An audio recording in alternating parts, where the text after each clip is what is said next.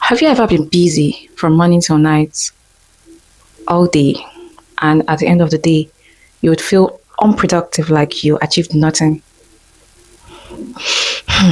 If you're a stay at home mom and this is your dilemma, then this video is for you.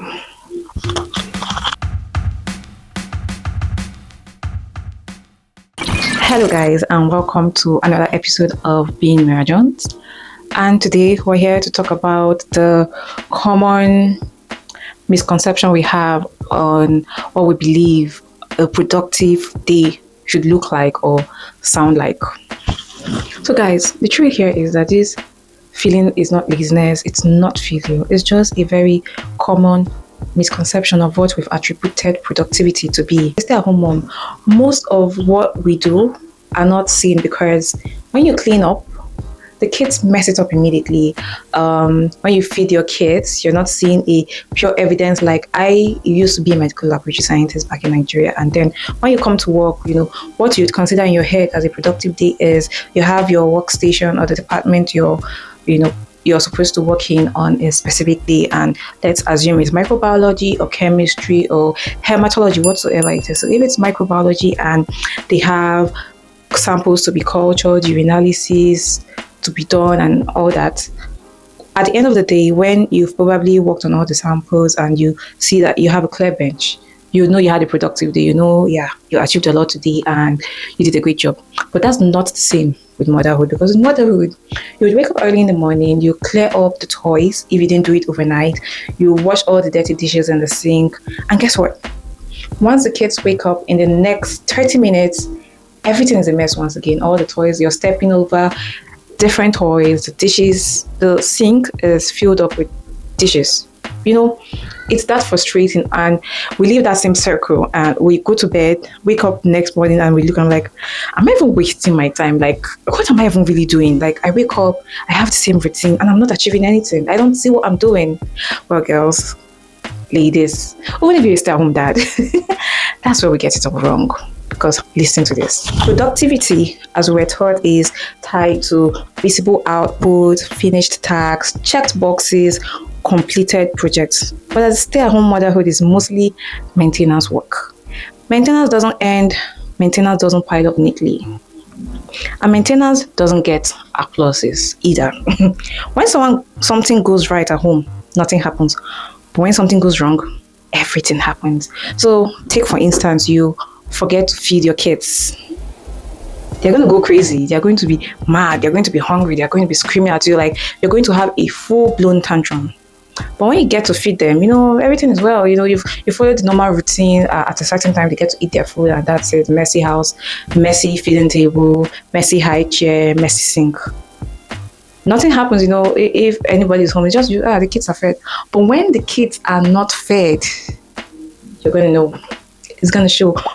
So you see, your work becomes invincible, even to you.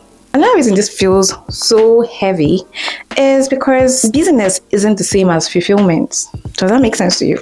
You can be moving all day, moving forward in ways you cannot measure. But when your sense of worth has been tied to progress, achievement, or recognition, staying home can quietly mess with your identity, because I like making examples with the life I used to live. I was used to a certain level of progress in my life.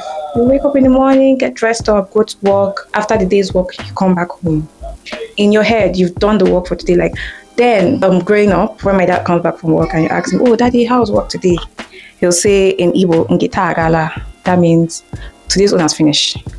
Like, I have worked the work for the day, which is a sense of contentment for him. Like, he's counting his days. Like, back then, especially for 9-to-5ers who earn monthly salary, like, you already know in your head, yeah, I have done the work I am supposed to do today, and today's work has gone on to the next. But you're already fulfilled. You have the sense of fulfillment in your heart that, yes, I have made my 2K for today. But as a stay-at-home mom, you're not even seeing progress. Like, it's later when you look back and actually look at your kids and say, under my nose, these kids have been growing. But personally to you, you're not seeing progress, you're not seeing growth, you're not noticing any of this. It just feels like you're not doing anything, you're just wasting away. Like, your life is just going, like everybody else is moving and doing great stuff with themselves and their life, and you're just sitting around cleaning after each mess that is still going to be made again. Does that make sense? So yeah, you see, staying at home can actually quietly mess with your identity. And this is not because you don't love your children.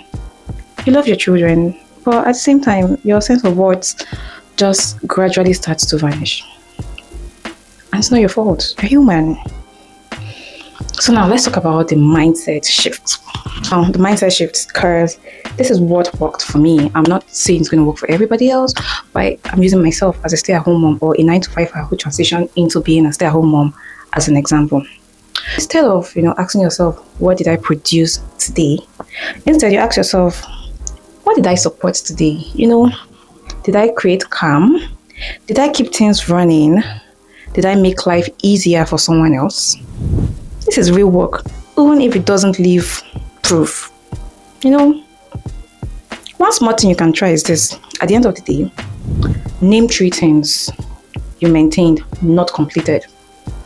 Because there was a time in my life where I just always had this big to-do list, and there are lots, and I would always feel unfulfilled at the end of the day, because in this to-do list, I would end up asking myself, okay, what did you even do for yourself in this thing? Maybe I've told myself, oh, you're going to make a YouTube video today, you're going to edit them today, you're going to do this, you're going to do that. And you look at your to-do list and you realize that I did not do any of these things on the list. See, this is how you learn to appreciate yourself. Instead of giving yourself a humongous to-do list, rather have a journal, a book. You can, I had a $1 book I bought from Dollar Tree. It's not here. I'll bring it. I'll show you guys in a picture somewhere around here.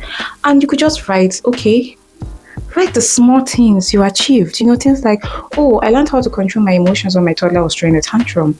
Oh, I taught my toddler patience today. Wow, I succeeded in feeding my kids well and on time. Those tiny wins. I kept the house running. I played with my kids and I made them happy. I created calm in the house. Everybody was happy. We ate. My kids are healthy. Those little wins are still wins. Don't overestimate or underestimate what you're doing as a stay-at-home mom, because when you think about it, your job is very important. You're helping to maintain sanity in the home. I put myself in this picture.